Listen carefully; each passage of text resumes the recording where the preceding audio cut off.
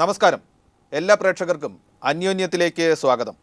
നമ്മുടെ അതിഥി കസേരയിൽ ഇന്നുള്ളത് എഴുത്തുകാരിയായ ശ്രീമതി ശ്രീദേവി എസ് കർത്തയാണ്. നമസ്കാരം മാഡം. നമസ്തേ.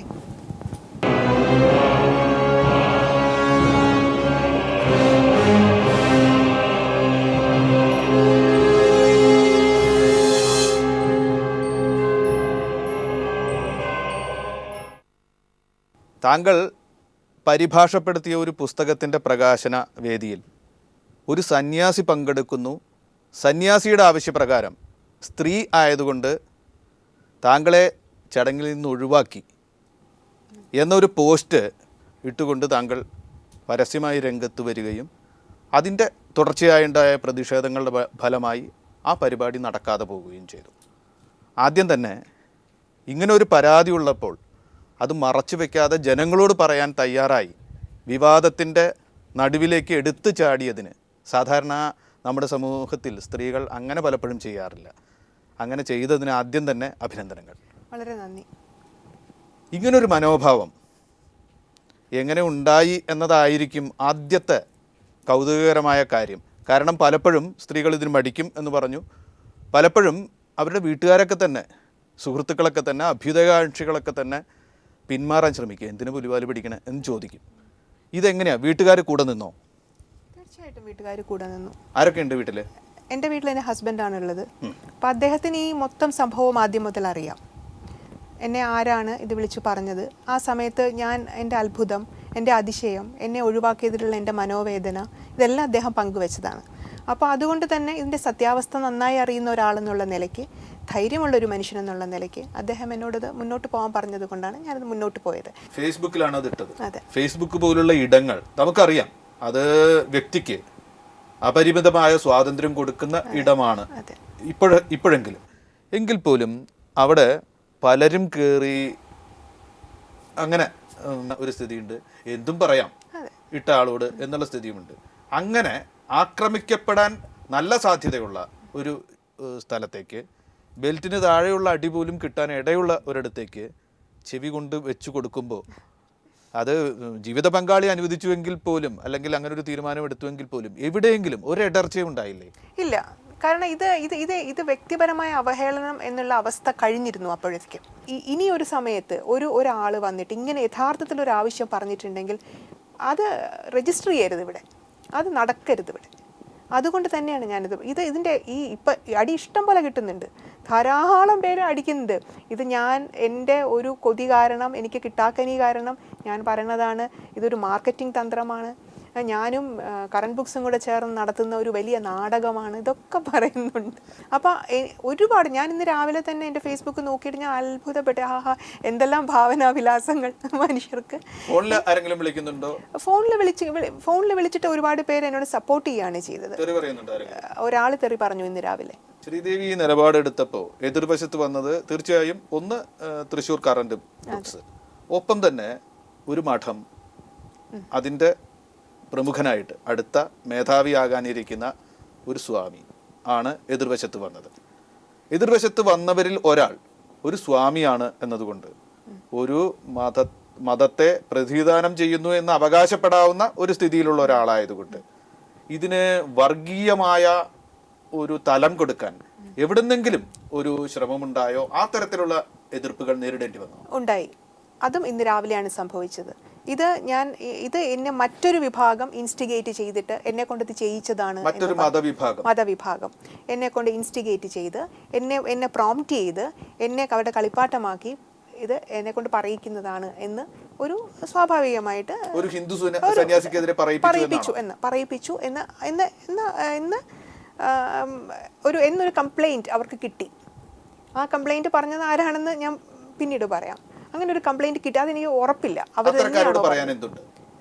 സോറി, ഞാൻ ആ മെറ്റീരിയൽ അല്ല. Nobody can buy me. അത് BJP ആണെങ്കിലും ഹിന്ദു വർഗീയ സംഘടനകളാണെങ്കിലും മുസ്ലിം വർഗീയ സംഘടനകളാണെങ്കിലും ഞാൻ ടോട്ടലി ഡിഫറെൻറ്റ് മെറ്റലാണ്. Nobody can buy me.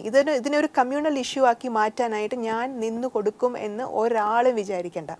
എൻ്റെ നീതിയും എൻ്റെ സത്യവും കണ്ടു ബോധ്യപ്പെട്ട് എന്നോടൊപ്പം ഇതൊരു മനുഷ്യാവകാശ പ്രശ്നമാണ്, ഇതൊരു സാംസ്കാരിക പ്രശ്നമാണ് എന്ന് തോന്നുന്നവർക്ക് എൻ്റെ കൂടെ നിൽക്കാം. ഇത് ഏതെങ്കിലും ഒരു മതത്തിൻ്റെ പൗരോഹിത്യം അവകാശപ്പെടുന്ന ഒരു വ്യക്തിയിൽ നിന്ന് മാത്രം ഉണ്ടാകുന്ന ഒരു കാര്യമല്ല. ഏതു മതത്തിന്റെയും ഇത്തരത്തിലുള്ള പ്രവണതക്കാർ ഈ തലത്തിലേക്ക് എത്താം എന്ന് വിശ്വസിക്കുന്നുണ്ടല്ലോ അല്ലേ? തീർച്ചയായിട്ടും. ഇതിനകത്ത് മതവുമായിട്ട് ഒരു ബന്ധമില്ല. ഇതിനിപ്പോൾ ഒരു സ്ത്രീയാണ് പറഞ്ഞെങ്കിൽ പോലും ഞാനിത് തന്നെ എടുക്കും. ഒരു സ്ത്രീ വന്ന് പറയുകയാണ് ശ്രീദേവി എൻ്റെ കൂടെ വേദിയിലിരുത്തരുത് എന്ന് പറഞ്ഞാൽ ഞാൻ തീർച്ചയായിട്ടും എതിർക്കില്ലേ? അതിനിപ്പോൾ നമുക്കൊരു പരിചയമില്ലാത്ത ഏതെങ്കിലും സെക്റ്റിൽ നിന്ന് ഒരു ഏലിയൻ വന്ന് പറഞ്ഞാൽ പോലും ഞാൻ എതിർക്കും. തൃശ്ശൂർ കറന്റ് ബുക്സ് പറഞ്ഞത്, ഞങ്ങളോട് മഠം പറഞ്ഞിട്ടില്ല, ഞങ്ങളോട് സ്വാമി പറഞ്ഞിട്ടില്ല, ഇത്തരത്തിൽ ശ്രീദേവി ഒരു സ്ത്രീ ആയതുകൊണ്ട് പങ്കെടുപ്പിക്കരുത് എന്ന് ഞങ്ങളോട് പറഞ്ഞിട്ടില്ല, ഞങ്ങളാരും അത് ശ്രീദേവിയെ അറിയിച്ചിട്ടുമില്ല എന്ന് പറയുന്നുണ്ട്. ശ്രീദേവി മറിച്ചാണ് പറയുന്നത്. എന്നെ ആദ്യം പരിപാടിക്ക് വിളിച്ചു, പിന്നീട് സ്വാമി ഇത്തരത്തിലുള്ള നിലപാടെടുത്തത് കൊണ്ട് വരരുത് എന്ന് പറഞ്ഞു എന്നാണ് പറയുന്നത്. ഇതിൽ ആരോ ഒരാൾ, ഒന്നുകിൽ കറന്റ് ബുക്സിന്റെ പ്രതിനിധി അല്ലെങ്കിൽ ശ്രീദേവി പറയുന്നത് തെറ്റാവാതെ വയ്യ. എന്തു പറയാനുണ്ട്? എനിക്ക് ഒന്നേ പറയാനുള്ളൂ. ഈ സ്വാമി ഈ മഠത്തെക്കുറിച്ച് അബ്ദുൽ കലാം എഴുതിയിരിക്കുന്ന പുസ്തകത്തിലൂടെ ഞാൻ അറിയുന്നത്. അങ്ങനെ ഇരിക്കുന്ന അവസരത്തിലാണ് ഈ പുസ്തകം തർജ്ജമ ചെയ്യാൻ ഏൽപ്പിച്ചതാരാണ്? സ്വയം തെരഞ്ഞെടുത്തതാണോ? അല്ല, ഒരിക്കലല്ല. കറന്റ് ബുക്സിൽ നിന്ന് എന്നെ എൻ്റെ സുഹൃത്ത് ജോണി വിളിച്ച് ശ്രീദേവി ഇങ്ങനെ ഒരു പുസ്തകം ഇറങ്ങുന്നുണ്ട്, നിങ്ങൾ തന്നെ ചെയ്യണം. അവിടുത്തെ പബ്ലിക്കേഷൻ മാനേജർ, അതെ, അത് പബ്ലിക്കേഷൻ മാനേജർ എന്നെ വിളിച്ചിട്ട് പറഞ്ഞു നിങ്ങൾ തന്നെ ഇത് ചെയ്യണം. അപ്പോൾ ഇത് ശരിക്കും സ്പിരിച്വൽ എക്സ്പീരിയൻസ് വിത്ത് പ്രമുഖ് സ്വാമിജി എന്നുള്ള പുസ്തകമാണ്. എനിക്ക് ആകാംക്ഷയായി. കാരണം നമ്മളറിയുന്ന ശാസ്ത്രജ്ഞനായിട്ടുള്ള അധ്യാപകനായിട്ടുള്ള മുൻ രാഷ്ട്രപതിയുടെ ഒരു ആത്മീയ അനുഭവം അങ്ങനെയാണ് ഈ പുസ്തകം എന്റെ കൈവശം. പക്ഷേ ഇത് കൃത്യമായിട്ട് ഇതിന്റെ പ്രകാശനം നടക്കാൻ പോകുന്നു, ശ്രീദേവി അതിൽ പങ്കെടുക്കണം എന്ന് പറഞ്ഞ ആദ്യം അവർ പറഞ്ഞു. അല്ല, ഞാൻ ഈ പുസ്തകം ട്രാൻസ്ലേറ്റ് ചെയ്തു, സമയബന്ധിതമായിട്ട് ചെയ്തു. ഒരു മാസത്തിനുള്ളിൽ ഞാൻ 9 മണിക്കൂറോളം എല്ലാ ദിവസവും സ്പെൻഡ് ചെയ്ത് ഇത് അയച്ചു കൊടുത്തു. അപ്പോൾ അയച്ചു കൊടുത്തതിൻ്റെ 2ാമത്തെ ദിവസമാണ് കലാം സർ മരിക്കുന്നത്.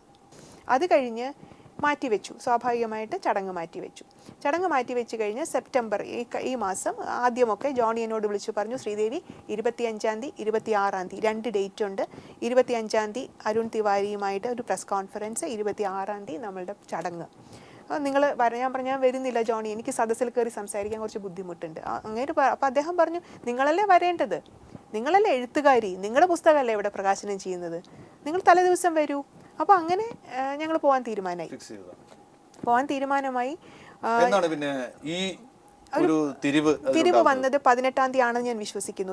ഞാൻ ഇടുക്കിയിൽ പോയിരുന്ന സമയം ഓർമ്മയെന്ന് പറയാണ്. ഞാൻ ഇടുക്കിയിൽ പോയിരുന്നു, എൻ്റെ ഹസ്ബൻഡിൻ്റെ ചേച്ചിയുടെ ഒരു ആവശ്യത്തിനായിട്ട് പോയിരുന്നു. അപ്പോൾ ഞാൻ അവിടെ ഒരു ഫോട്ടോ എടുത്തുകൊണ്ടിരിക്കുമ്പോൾ, ഒരു ഭയങ്കര ബ്യൂട്ടിഫുൾ പ്ലേസ് ആയിരുന്നു. അപ്പോൾ ഞാൻ അതിൻ്റെ ഒരു ഫോട്ടോ എടുത്തുകൊണ്ടിരിക്കുമ്പോഴാണ് ജോണി എന്നെ വിളിച്ചത്. അതാണ് ഞാൻ കൃത്യമായിട്ട് ഇത് ഓർമ്മിക്കുന്നത്. ആ ഫോട്ടോ എന്നാണ് എടുത്തത് പിന്നീട് നോക്കിയിട്ടാണ് ഞാൻ 18 എന്ന് പറയുന്നത്. അപ്പോൾ ആ സമയത്ത് ഏകദേശം ഒരു 12-1 മണിക്കിടയിലാണ് ജോണി എന്നെ വിളിക്കുന്നത്. അപ്പോൾ ജോണി വിളിച്ചപ്പോൾ നിങ്ങളോട് ജോണി ചിരിച്ചുകൊണ്ടാണ് പറയുക, ജോണി ശ്രീദേവി ഒരു തമാശ, അത് കേക്ക്, എന്താ കാര്യം, അത് നിങ്ങൾക്ക് ഈ പരിപാടിയിൽ പങ്കെടുക്കാൻ പറ്റില്ല കേട്ടോ. ഞാൻ വെച്ചാൽ എന്താ കാര്യം, എന്താ ജോണി, എന്താ പ്രശ്നം? അതെ, നമ്മുടെ പ്രമുഖ് സ്വാമിജിയുടെ സക്സസർ ആയിട്ടുള്ള ഒരു സ്വാമിജി വരുന്നു. അപ്പോൾ അവരുടെ ഒരു നിയമാവലി അനുസരിച്ച് സ്ത്രീകൾ വേദിയിൽ പാടില്ല.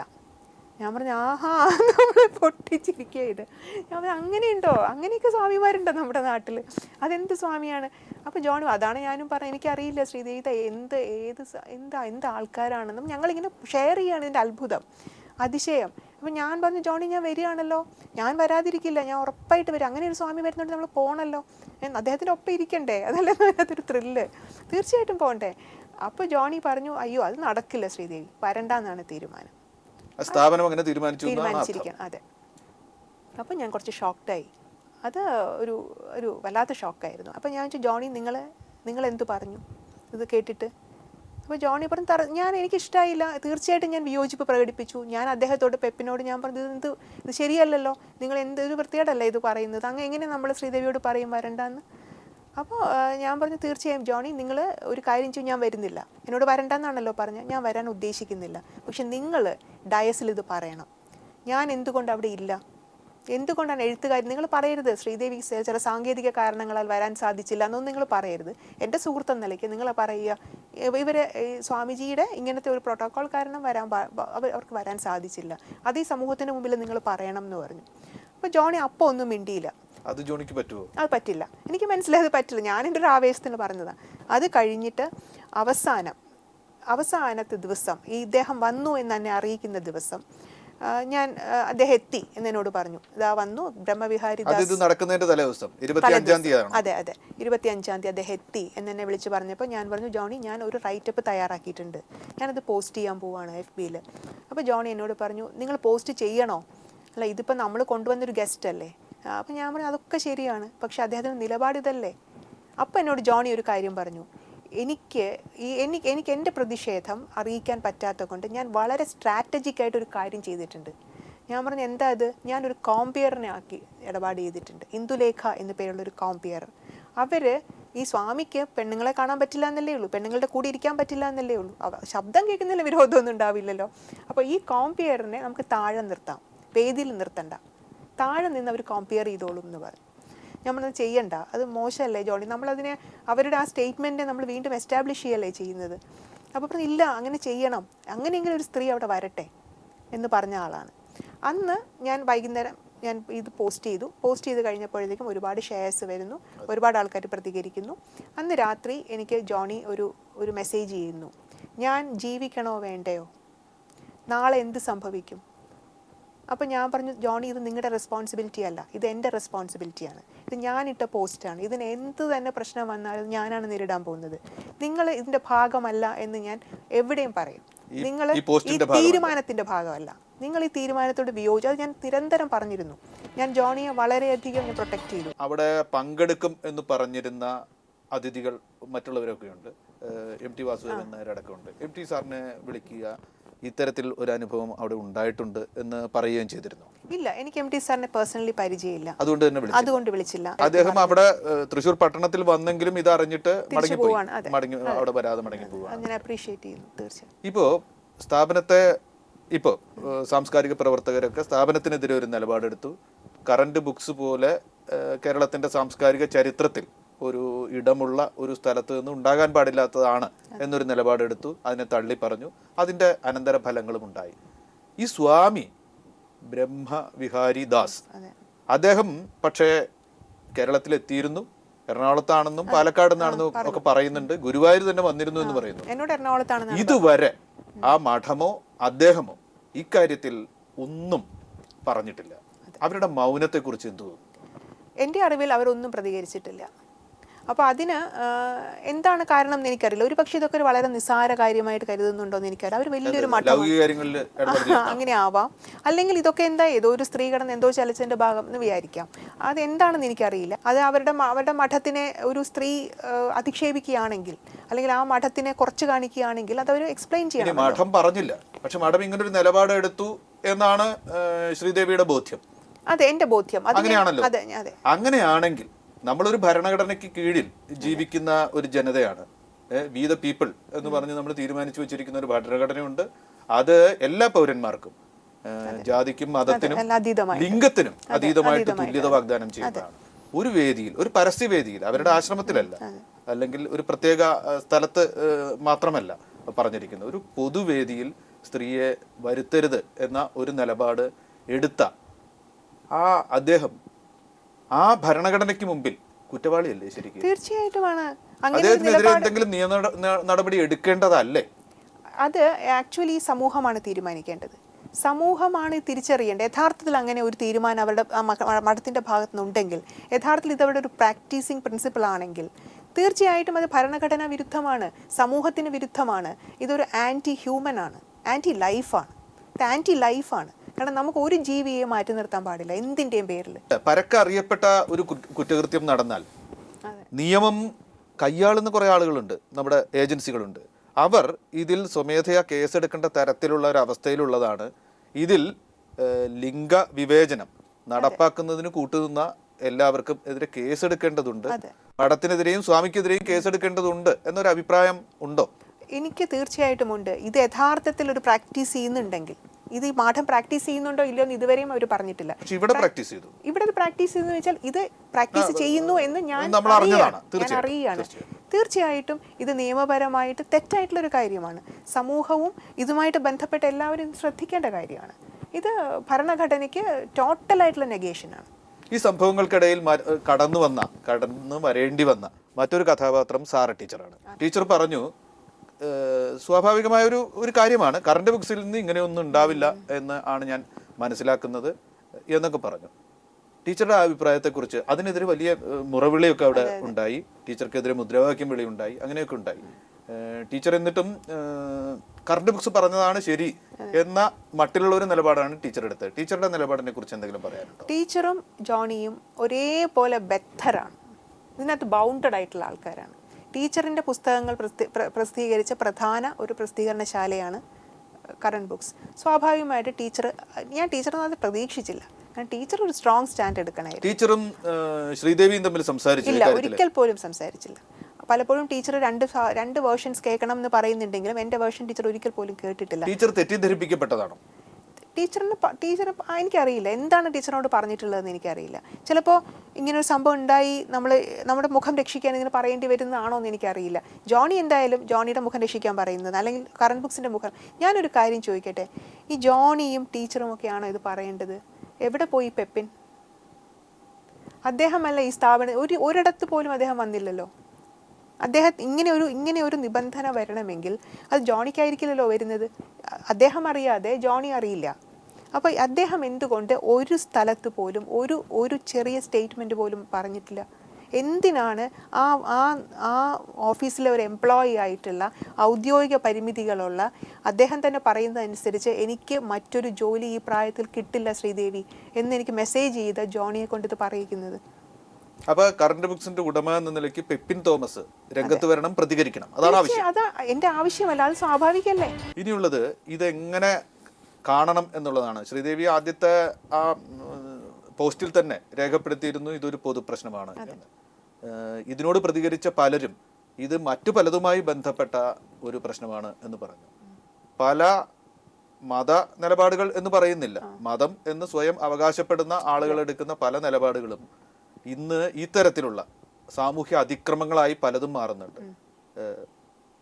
ബീഫ് നിരോധിക്കുന്നത് മുതൽ ഹിന്ദു സ്ത്രീകൾ കൂടുതൽ പ്രസവിക്കണം എന്ന് പറയുന്നത് അടക്കമുള്ള ഒരുപാട് നിലപാടുകൾ പലരിൽ നിന്നും വരുന്നുണ്ട്. പല ശത്രുക്കളെയും ഇത്തരത്തിൽ വകവരുത്തുന്ന ഇടത്തേക്ക് തന്നെ അത് പോയിട്ടുണ്ട്. കലബുർഗിയുടെ മരണം എന്നൊക്കെ പോലെ അതുപോലെയുള്ള മത തീവ്രവാദ ഘടകങ്ങളിൽ നിന്നുണ്ടാകുന്ന ഒരു സാമൂഹ്യ അത്യാചാരം, അതിൻ്റെ ഒരു തുടർച്ചയായിട്ടാണോ ഇത് കാണുന്നത്? അതല്ല, ഇത് ഒരു വ്യക്തി ഒരു അനാവശ്യം ഉന്നയിച്ചു, അതിന് നമ്മുടെ ഒരു സാംസ്കാരിക സ്ഥാപനം അറിവില്ലാതെ വഴങ്ങിപ്പോയി, അങ്ങനെയുള്ള ഒരു ഒറ്റപ്പെട്ട സംഭവമായിട്ടാണോ കാണുന്നത്? അല്ല, ഇത് ഞാൻ ചോദിക്കട്ടെ, ഇതൊരു കുറച്ച് നാളുകൾക്ക് മുൻപായിരുന്നെങ്കിൽ, ഇങ്ങനെ ഒരു ആവശ്യം യഥാർത്ഥത്തിൽ ഉണ്ടാക്കിയിട്ടുണ്ടെങ്കിൽ ഇത് നമ്മുടെ നാട്ടിൽ നടക്കുമോ? അപ്പോൾ ഇതിനകത്ത് എന്തോ തരത്തിൽ, ഏത് മതം എന്ന് ഞാൻ പറയുന്നില്ല, 2, 3, 4 മതങ്ങളുടെയും പ്രസൻസ് ഉണ്ടാവാം. ചിലപ്പോൾ അത്തരത്തിലുള്ള ഒരു എക്സ്ട്രീമിസത്തിൻ്റെ ഒരു പ്രസൻസ് ഉണ്ടാവാം. ഭയഗ്രസ്തമായിട്ടുള്ള ഒരു സമൂഹം നമ്മൾ കാണുകയാണ്. നമ്മൾ പ്രതികരിക്കും എന്ന് പ്രതീക്ഷിക്കുന്ന ആൾക്കാരൊക്കെ നിശബ്ദരായിട്ടിരിക്കുന്ന ഒരു കാലഘട്ടം, എപ്പോഴോ എന്തോ സംഭവിക്കാൻ പോകുന്ന പോലെയുള്ളൊരു ഭീതിയിലിരിക്കുന്ന സമൂഹം. അങ്ങനെ ഒരു വളക്കൂറുള്ള ഒരു സാധനമായിട്ട് ഇത് മാറിക്കൊണ്ടിരിക്കുകയാണ് നമ്മുടെ നാട്. അപ്പോൾ അങ്ങനത്തെ ഒരു സ്ഥലത്ത് മാത്രമേ ഇങ്ങനെ ഒരു ആവശ്യം ഒരാൾ ഉന്നയിച്ചിട്ടുണ്ടെങ്കിൽ അത് നടപ്പിലാക്കാൻ ഒരു സാംസ്കാരിക സ്ഥാപനം ഉണ്ടാതിരിക്കും. മുൻപ് നമുക്ക് സങ്കല്പിക്കാൻ പറ്റുമോ അങ്ങനെ ഒരു കാര്യം? നമ്മുടെ നാട്ടിൽ ഒരാൾ പറയുകയാണ് പൊതുവേദി പങ്കിടില്ല എന്ന് പറഞ്ഞ സാറേ സലാം എന്ന് പറഞ്ഞ് നമ്മൾ പറഞ്ഞു വിടുന്നല്ലാണ്ട്. അപ്പൊ എന്തുകൊണ്ടാണ് ഇത്തരത്തിലുള്ള അനഭിലഷണീയമായ പ്രവണതകള് അതില് നമ്മുടെ പൊതുബോധത്തിൽ ഇടം കിട്ടിയിരിക്കുന്നു എന്നതിന്റെ ലക്ഷണമായിട്ടാണ് ഞാൻ ആ പോസ്റ്റിൽ എഴുതിയത്. ഇതൊരു അപായ സൂചനയാണ്. ഇതൊരു അപായ സൂചന ആയതുകൊണ്ടാണ് ഞാനിത് എഴുതിയത്. ഇത് നമ്മൾ പ്രോത്സാഹിപ്പിക്കരുത്, ഇത് ശ്രദ്ധിക്കുക, ഇത് ജാഗരൂകരായിട്ടിരിക്കുക. ഇതൊരു അപായ സൂചനയാണ് എന്നിരിക്കെ തന്നെ ഇത് വലിയൊരു പ്രത്യാശയുടെ കൂടി സൂചന ഇതിൻ്റെ ഉള്ളിൽ ഉണ്ടായിട്ടുണ്ട്. പലരും പോസ്റ്റിലൊക്കെ ഇട്ടു, ഇത് കേരളമായതുകൊണ്ടാണ് ഇത്തരത്തിൽ എതിർക്കപ്പെട്ടതും ഇത്തരത്തിൽ ഇത് നടക്കാതെ പോയത്. കേരളമാണ് ഇപ്പോൾ ഇന്ത്യയിൽ പലയിടത്തും ഉയർന്നു വരുന്ന ഇത്തരം ദുഷ്പ്രവണതകൾക്കെതിരെ മാതൃകാപരമായ ഒരു നിലപാടെടുത്തത് കേരളമാണ് എന്ന് പറയുന്നുണ്ട്. അത് ശ്രീദേവി കാണുന്നുണ്ടോ? ഉണ്ട്. കാരണം നമ്മൾ ആ പ്രക്ഷോഭം കണ്ടു കഴിഞ്ഞാൽ അറിയാം. ഇന്നൊരു ചാനൽ ചർച്ചയിൽ പറഞ്ഞു അതൊരു കമ്മ്യൂണൽ റയോട്ടായി മാറാൻ സാധ്യതയുണ്ടായിരുന്നു. വളരെ അപകടകരമായിട്ടുള്ള ഒരു വാക്കാണ് അത് പ്രയോഗിച്ചത്. അത് പ്രയോഗിച്ച് 2 പേര് പ്രയോഗിച്ചു, 3 പേര് പ്രയോഗിച്ചു. അത് ഒരാൾ സാറ ടീച്ചറാണ്, ഒരാൾ ജോണിയാണ്, ഒരാൾ രാഹുൽ ഈശ്വറാണ്. ഇവർ 3 പേരും ഈ കമ്മ്യൂണൽ റയോട്ട് ആയി മാറും എന്ന് പറയുന്ന ഒരു വാക്ക് ഉപയോഗിച്ചിട്ടുണ്ട്. അത് അബ്സല്യൂട്ട്ലി നോൺസെൻസ് ആണ്. കാരണം അവിടെ വന്നിരിക്കുന്ന കുട്ടികളെ നോക്കൂ, അവരിൽ ആരാണ് കമ്മ്യൂണൽ റയോട്ട് നടത്താൻ മാത്രം കെൽപ്പുള്ളവർ? അവരൊരു ഒരു ഒരു ഒരു ഒരു ആശയത്തിൻ്റെ ബേസിലാണ് വരുന്നത്. അത് DYFI മാത്രമല്ല അവിടെ വന്നിരിക്കുന്നത്, അവിടെ ഒരുപാട് ആൾക്കാർ വന്നിട്ടുണ്ട്. സാധാരണ വീട്ടമ്മമാർ പങ്കെടുത്തിട്ടുണ്ട് അതിനകത്ത് പ്രൊഫഷണൽസ് പങ്കെടുത്തിട്ടുണ്ട്. ഇതൊരു പൊതു പ്രശ്നമായിട്ടാണ് സമൂഹം ഏറ്റെടുത്തത്. പെട്ടെന്ന് അതിനെ ഫ്രെയിം ചെയ്യരുത്. ഒപ്പം തന്നെ ഒരു വ്യക്തിപരമായ കാര്യം കൂടി ചോദിക്കട്ടെ. ജോലിയില്ല, എഴുത്തുകാരിയാണ്, എഴുത്തിലൂടെ ഒരു ഇടമുണ്ടാക്കാൻ ശ്രദ്ധിക്കുന്ന ഒരാളാണ്, ഒരു വ്യക്തിത്വം ഉണ്ടാക്കാൻ. അങ്ങനെയുള്ള ഒരാൾക്ക് ഒരു വൻ പ്രസാധക സ്ഥാപനത്തെ വെല്ലുവിളിച്ച ഒരു നിലപാട് എടുത്തിരിക്കുകയാണ്. പേടി തോന്നുന്നുണ്ടോ എഴുത്തുകാരി എന്ന നിലയ്ക്ക്? ഇല്ല, ഞാൻ എഴുത്തുകൊണ്ട് ഉപജീവിക്കുന്ന ആളല്ല. ഞാൻ എൻ്റെ കൂട്ടുകാരനായ എൻ്റെ ഭർത്താവിൻ്റെ ശമ്പളത്തിൽ ഉപജീവിക്കുന്ന ആളാണ്. അദ്ദേഹത്തോട് ഞാൻ പറഞ്ഞിട്ടുണ്ട്, എനിക്ക് 3 നേരം ഭക്ഷണം തരൂ, എനിക്കൊരു 7-8 ഉടുപ്പ് ഒരു വർഷം വേണം, എനിക്കിടയ്ക്ക് യാത്ര ചെയ്യണം, ഇത്രയും പ്രൊവൈഡ് ചെയ്യാമെന്ന് പറഞ്ഞു. ഹാപ്പി ആയിട്ടിരിക്കുക. ഞാൻ ജോലി വിട്ടു. ജോലി വിട്ടു, ഞാൻ എഴുത്തിലേക്ക് ശ്രദ്ധിക്കുകയാണ്. അതുവഴി എനിക്ക് കാശ് കിട്ടില്ല. ഞാൻ കവിതകളാണ് എഴുതുന്നത്. കവിത വിറ്റ് ആർക്കാണ് ഇവിടെ ജീവിക്കാൻ പറ്റുക? ഒപ്പം തന്നെ ചോദിക്കാനുള്ളത്, ജീവിതത്തിലെ ഒരു നല്ലതല്ലാത്ത ഒരു അനുഭവത്തിൽ നിന്നാണ് ഇങ്ങനെ രംഗത്ത് വരാനും പൊതുവേദിയിൽ സംസാരിക്കാനും ഒക്കെ തയ്യാറായത്, ഒരു നിലപാടെടുത്തു.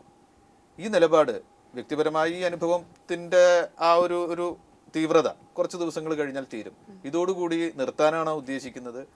പൊതുപ്രവർത്തനം അല്ലെങ്കിൽ പൊതുരംഗത്ത് ഇതുപോലെ നിലനിൽക്കുകയും സമാനമായ വിധികൾ നേരിടുന്നവരുടെ ഒപ്പം നിലയുറപ്പിക്കുകയും ചെയ്യും എന്ന മട്ടിലൊക്കെയുള്ള ചില സാമൂഹ്യ പ്രതിജ്ഞകൾ എടുക്കുന്നുണ്ടോ?